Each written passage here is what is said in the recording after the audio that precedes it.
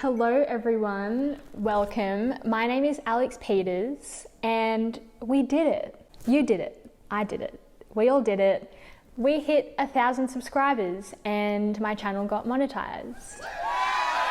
I know 1,000 is a super tiny number in social media land and compared to like most other people on this platform, but for me, when I started this channel in 2020, I was super nervous and it felt really vulnerable to be like putting myself out there for anyone to watch. And I just honestly didn't think anyone would care. So to have like at least 1,000 people care is really nice. So from the bottom of my heart, thank you so much to everyone who has supported this channel or subscribed or watched a video. It means a lot to me and I hope this can continue to grow. Anyway, that's enough of that. So today, I'm really excited for this video. I'll be doing 2 things to celebrate today. The first is my very first Q&A. I asked everyone to ask me questions, both here on YouTube and on my Instagram. Check it out if you like, I post a fair bit. And the second thing, the reason why we're in the kitchen. Actually, I don't need to be in the kitchen for this, but for old time's sake, I'm going to be making a cake, but not just a regular cake. A fake cake. I am really fascinated by fake food and I've been starting to see more Instagram accounts that make these really pretty cakes, but they're fake and you can just keep it and put it on a shelf in your house so you can look at it all the time. And I kind of don't love baking, to be honest. So this is like a win-win scenario. I get to make the cake without actually making the cake, and I also get to keep it afterwards, and I don't have to eat an entire cake after I make the video. Well, I never had to, but I do eat most of the cake after I make it. So I've watched a few tutorials on how to make a fake cake. I even made a practice one. Like, I'm actually taking this video seriously and I don't want it to be chaotic. Shout out to Dawn from The Pink Tree, which is her YouTube channel, and she makes all different types of fake cakes and sweets. I've been watching a lot of her videos lately. And so I'll show you my practice cake. So this is the very first one I made and I'm actually really proud of it. So here it is. I feel like it really matches me today. I'm even wearing Mike Wazowski earrings. I even made the Mike Wazowski that goes on top. It's, you know, it's not perfect, but it's the very first one I made. And I feel like I could actually be really good at this. Just saying. I'm going to make a bigger one today. Here is the base. It's pretty much just 4 layers of foam that I've already pre-glued using just PVA glue on a cake base. So it's stuck. And I'm going to decorate it today and I'll like talk through as I go and answer questions and stuff. So I've drawn a design of the type of cake I'm going for today. It's probably not going to be as detailed as this, it's definitely not, but I'll just show you what I drew. So this is what we're going for: pale pink, red and yellow, and it has strawberries on top. The sides probably won't have that much detail, as I said, because I'm kind of limited with the piping tips that I have. I just don't want to use the actual ones we use for making edible food, because the cake icing that you use is like a multi-purpose lightweight filler, or in America it's called lightweight spackling. For Australians it's spack filler. I also have a small tub of spack filler here, but this is kind of expensive. I bought these fake strawberries from Fake Food Australia, I believe. They were super cheap. I got 10 for like $6. And I have a bunch of craft paint to color the spackling. So I think I'm gonna start with mixing the icing colors. And while I'm doing that, we'll get started on the questions. I'm gonna start with a question from Maggie Scarlett. The question is, what do you do apart from YouTube, your main job / studies / hobbies? So for my main job / studies, I am a PhD candidate. I'm currently doing my PhD in, why don't I even know what I'm doing my PhD in? Oh. So I study female infertility, primarily infertility that arises from aging of the ovary or loss of quality of the eggs within the ovary. So I did biomedical science as my undergrad degree.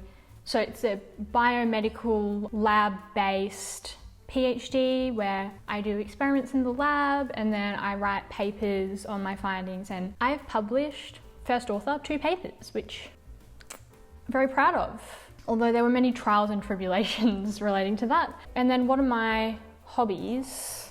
I don't know, I would have said that like this was a hobby, but I guess I earn a slight amount of money from it now. So, I mean, I'm just on that capitalist grind, you know, monetizing all my hobbies. I really like to do like arts and crafts based stuff like this. I really like to think of outfits for Instagram, do some like makeup looks. This really smells quite industrial and strong. And I really like playing certain games on Switch, like Animal Crossing or Pokemon, or like more relaxing games. Like there's this really good game called Unpacking. Do regular life stuff, walking my dogs. Oh no, I definitely put too much paint into this. It's gonna be not a light pink. That's what it looks like. Yeah, cool. I also just really like hyperfixating on random topics and TV shows and stuff. You know, I feel like we all do that, but I extra do that. Right now, I am obsessed with Hannibal. I have been obsessed with Hannibal for quite a while. Five Nights at Freddy's. I'm watching heaps of Dr. Gary Linkov, double board certified plastic surgeon. He seems to be like a really good, reasonable plastic surgeon. I don't want to get any plastic surgery done. I'm just interested in learning about it. I really like watching theme park based videos like Defunct Land, Disneyland, like how they plan it, stuff that goes wrong over the years, historical events related to theme parks, that sort of stuff. Steph asked, what's my favorite dessert food? It's cake, would you believe? To be more specific, I am basic and I just love a good like vanilla flavored cake because I can't really eat dairy. I don't get to eat cake very often, so I think it's the sort of thing of like you want what you can't have. Vanilla cake, vanilla icing. Yes, I love it. Preferably colourful cake. Like the cake that I had for my birthday cake last year. Yeah, I just want to eat that every day. Okay, I just sped ahead, made all the colours because it was taking too long and I was talking too much. Let us resume. So here we are. I'm just going to scoop up, oh no, I used the wrong side. I'm going to scoop up this and I'm going to do the sides first so I can hold the top and then I'm going to do the top. So let's do the first one for the camera. Ooh yeah. Zoe asks, if you could have one piece of clothing, money isn't an issue, what would you get? No specific piece of clothing is coming to mind for me. It would definitely be something like super huge like puffy avant-garde, like colourful, crazy dress that's like also very chic, but like edgy, but I don't know what that is. But objects that I can actually think of that I would want. So there's this brand called Romy de Bommy. I think that's what it's called. They make fake food bags, like fake cake and stuff, and I would definitely want one of those. Oh, that looks good. Yeah. Or maybe Balenciaga Crocs. Amanda asked, when did you start caring about fashion? I think I've always cared about fashion and style. It's just been in different ways throughout my life. So when I was a kid, it was more through like video games that I would play. There was this really good DS game, I can't remember the name of it right now, Style something. When I was a teen, it was all about following the trends, how I could fit in, because I was very insecure and like got bullied a fair bit when I was younger. So I just really wanted to like wear what the cool kids wore, and I think that's what most teens want. So it wasn't until kind of a few years ago that I learnt that I could in fact express myself through what I wear and not just be an NPC. Amanda also asks, have you had big spiders in your house? Yes, I live in Australia. Of course I have. Huntsmans are scary to look at. They're the big ones. Big, hairy, you know, but they're not dangerous really at all. It's the small ones you have to be scared of because they will kill you. Well, my brother recently got bitten by a redback, which is quite a dangerous spider. He's okay. He just was pretty unwell for like 5 days. Speaking of my brother, he asked, how does it feel being the least cool sibling? I don't know, Harry, how does it feel? Let me know. Ooh. Ooh. Hell yeah. Next question is from Greta. Morbid, but what would your last meal be? Would it be bad if I said cake again? It's just on my mind right now. Well, I don't know. Are we talking like a 3-course meal or just a single food? If it was a 3-course meal, so I would start with like just an immaculate cheese board, eat all of the cheese. I wouldn't care that it was gonna make me sick because it's my last meal. For the main course, have probably some sort of like Asian fusion, banquet style, master chef vibe with some like really good cocktails. And then for dessert, you guessed it, I'd have cake. Okay, I'm just gonna put an earphone in and listen to some jazz because the sound of my own voice is actually killing me right now. Okay, so what made me go into reproductive biology? Firstly, I had a really good lecturer who is now my supervisor and has been for like 5 years, I think. I really liked her teaching style. I found the content really interesting. She was very open to students coming into her lab to get experience. And I also just like the concept of helping women and AFAB people have reproductive freedom, which is ultimately what I think infertility research does for society. Jody asked, on a scale from 1 to 10, how gay are you?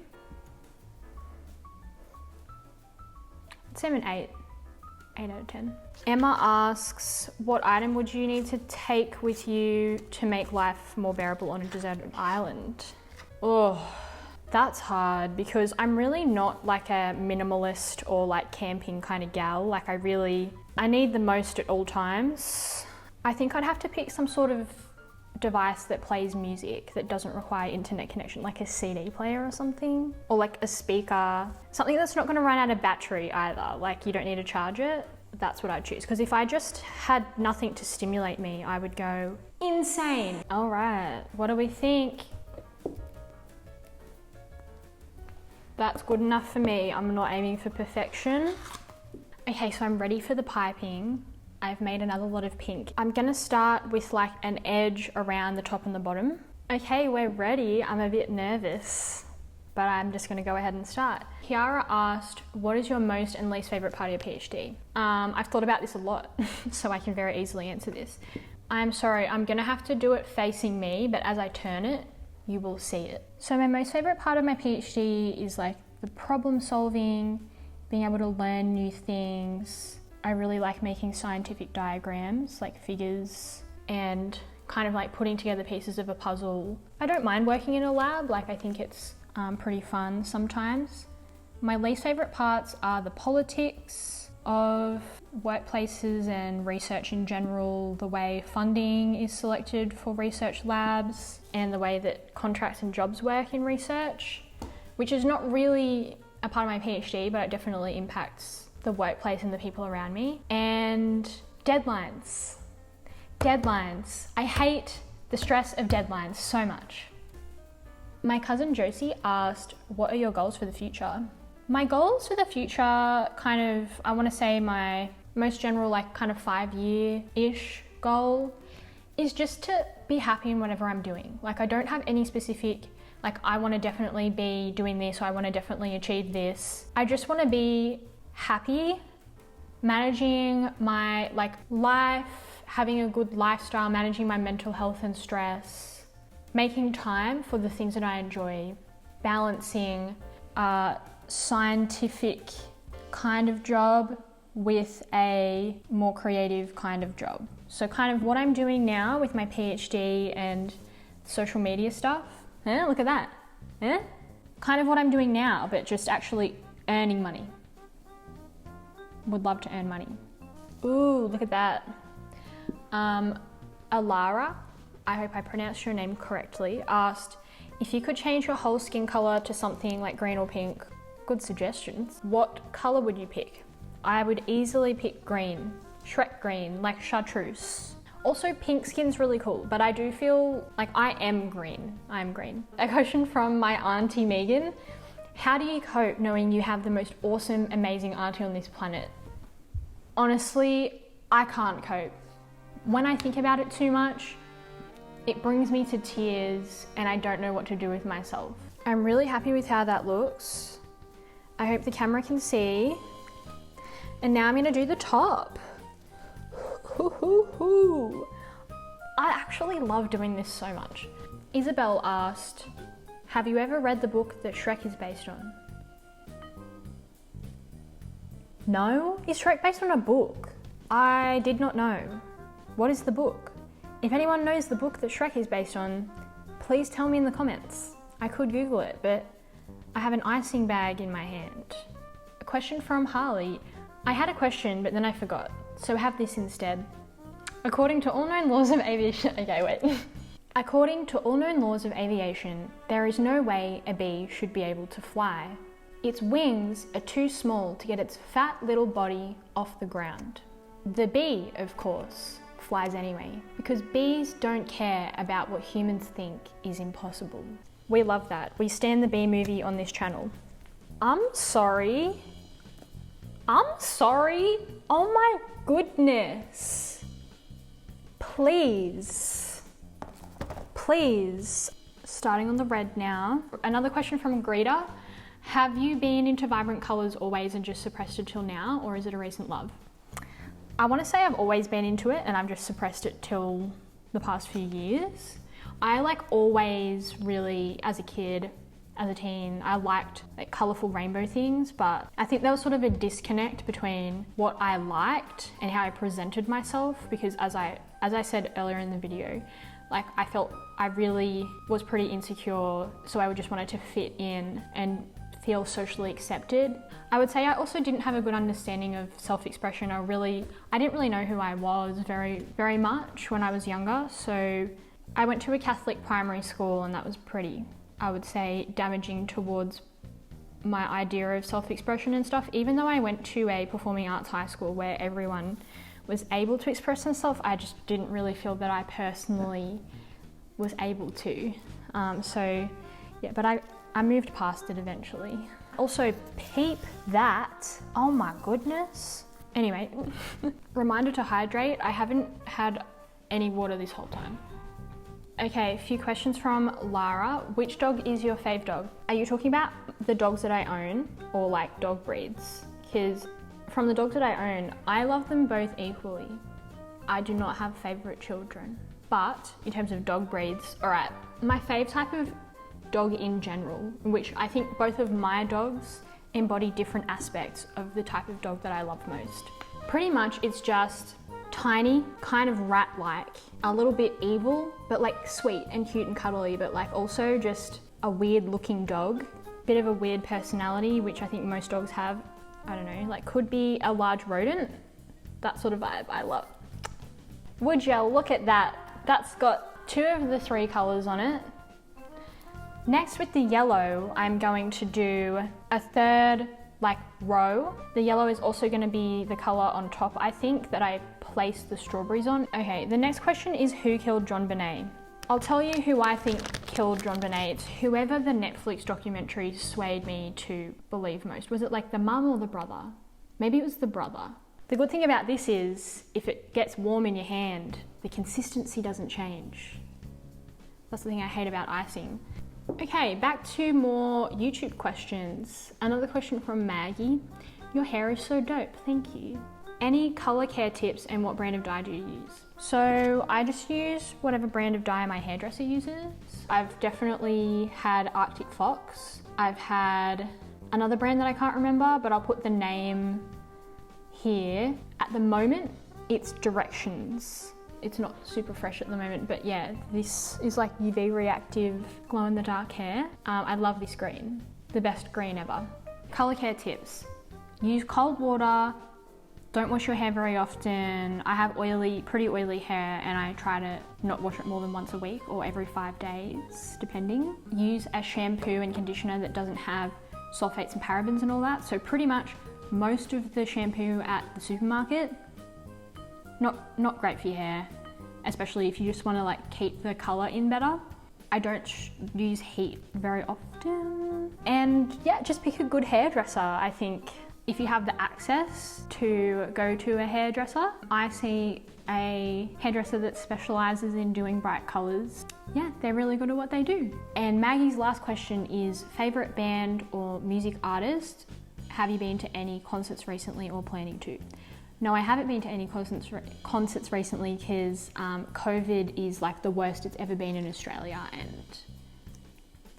But my favorite band or music artist, that I don't know if I can just pick one favorite. I struggle with questions like that. Okay, I've remade the yellow to be a bit thicker. I've had to open some windows because the fumes coming from this, it's not the spac filler, smells fine, it's this. A few more questions to go. So from Elizabeth, first one is, what's the most recent thing you've learned? Well, I don't have anything metaphorical to say here, but I will say I went to Topgolf last week, which is like a driving range, and the balls are microchipped, so you like kind of hit them into targets. And I learned that I'm not too bad at hitting a golf ball. So maybe I'll take up golf sometime, you know? Next question is about what are you really enthusiastic? That is a huge question. Presenting yourself with intention. Oh, what is this? This light is nice. As in like putting thought into how you look. Like it can be whatever you want it to be. I just want you to have thought about it, is all. Being yourself and doing what makes you happy. Very passionate about that. Treating all like genders, races, identities, people from different financial backgrounds, etc. with the same respect. Trusting the facts, and by facts I mean scientific evidence and qualified experts. I'm passionate about self-improvement and self-development, like mentally and physically. Next question from Elizabeth. What's your favorite book? I don't really have a favorite book. I'm trying to get into reading, but I don't really read for fun. I just started reading Red Dragon, which is the book before Silence of the Lambs in the Hannibal series, and I really love Hannibal, so I think I will enjoy the book if I can get through it. So I think that's what I'm gonna do. And then I'm just gonna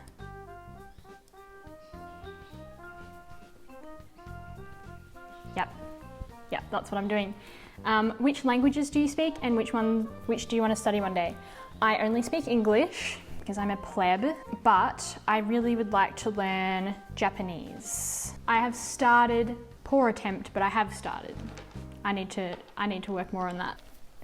Guys, this is looking good. Oh my goodness. Last lot of questions are from Lilac. First one, when it comes to motivation, how do you find it in yourself to start something or take risks? That's an excellent question. I have been working on this a lot because I struggle with motivation a lot. I'll say straight up, I'm very risk averse. I'm not a risk taker, but I've been working on trying to distinguish whether a perceived risk to me is real or if it's something in my brain, like due to anxiety or something like that, and then pushing myself out of my comfort zone. I'm really trying to work on pushing myself out of my comfort zone. We'll see how we go though, because that's uncomfy. How do I find it in myself to start something? I think the best way is to start small, break things down into really small chunks. Is it done? I think it's done. Wow, that is so cute. What the heck? I just made that? Oh my God, it looks so good. Should I put a little 1000 on the top? I have air dry clay. Let's just try it. While I'm making them, I'll try to think of an answer to this last question. The question is, if you could change 3 things about our society, what would those things be? That's a tough question, I've got to think about it. Ooh, that could be cute. It could be cute.